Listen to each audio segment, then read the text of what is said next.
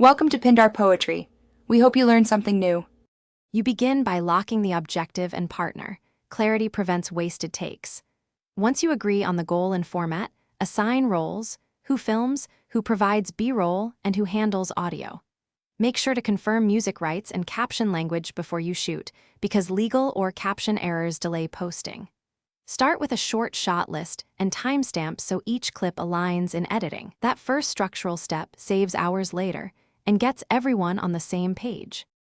You now film and gather assets with consistency in mind. Match framing, lighting, and audio levels so cuts feel natural. Once done, upload files to a shared folder and label them clearly date roll sequence to avoid confusion. Make sure to include a short reference video with final timing notes. Editors rely on that.